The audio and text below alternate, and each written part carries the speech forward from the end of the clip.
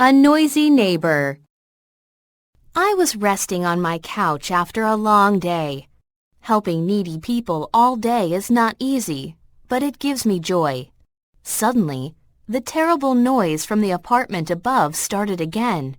I had heard that some thoughtless, inconsiderate mothers let their children ride bicycles and skateboards inside their homes these days, and I imagined what was going on up there. I picked up the intercom to call the apartment manager again. "May I help you?" he said. His voice seemed impatient. "Is this about the noise upstairs again? Do you want me to tell her to be quiet?" I hung up and waited. In a moment, my intercom rang, and the apartment manager said, "The woman upstairs says she's being very careful about the noise, and she says she's sorry." He hung up. Sorry? Wasn't the annoying sound the same as before? And why was she being so inconsiderate? Since I was determined to end the matter once and for all, I grabbed the intercom again and asked him to connect me to apartment 909. After many rings, a young woman's voice answered. I spoke strongly. "Listen, I live downstairs, unfortunately right below you, and I've had just about enough of your rudeness. There are do's and don'ts when we live in an apartment, aren't there? The noise from your apartment has pushed me to the point where I'm almost ill." "Look," responded the young woman, "if I had had the ability myself, I'd have been quieter. Can't I just move around normally in my own home? You've gone way too far with this, and I'm becoming nervous since you complain almost every day." Her voice became desperate. "What do you want me to do?" I stood up a little straighter, and I held the intercom even more tightly. I made my voice calm and polite. "I want what any reasonable person would want," I said, "for you to be understanding and considerate. I wish you'd been quieter, that's all." I firmly put the phone down. How shameless!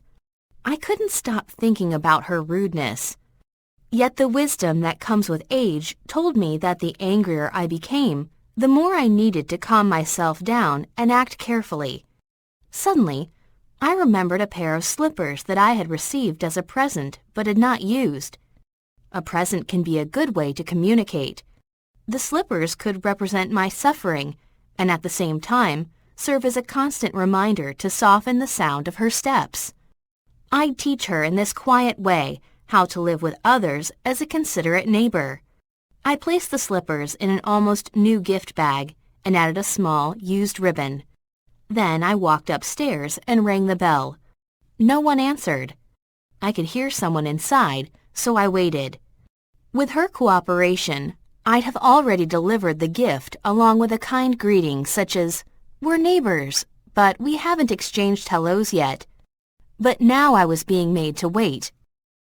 Finally, the noise became louder as it approached the door.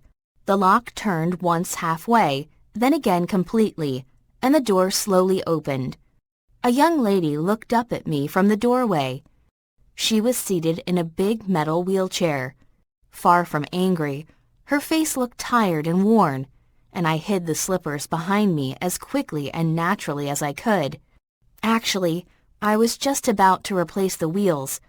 I'd have done it earlier if it hadn't taken so long to order new ones online. Anyway, I'm sorry, and I can't even offer you some tea because my helper isn't here right now. My eyes ran away from her face and fell instead on her lap, and then her legs resting under a colorful blanket. The noise had ended, and now there was only silence. My slippers felt heavy in the cheap bag as I looked back at her face and tried to find something to say.